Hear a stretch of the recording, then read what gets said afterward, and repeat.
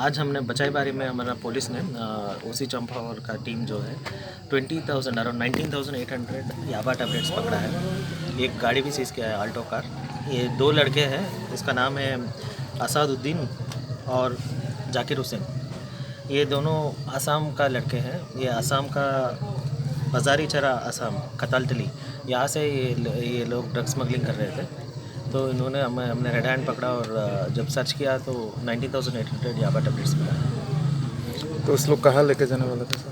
ये बोल रहे थे कि अगरतला एंड सोनामुड़ा इनका सप्लाई पॉइंट है। कोई सप्लाई वाला का नाम पता है? उनको अभी इन्वेस्टिगेशन जारी है, तो हम लोग ट्रैक कर रहे हैं क्या है। मिलने से आपको इंटीमेट कर रहे हैं। ठीक है। 19,800 याबा टैबलेट मार्केट वैल्यू कितना? इसका मार्केट वैल्यू लगभग 1 करोड़ है।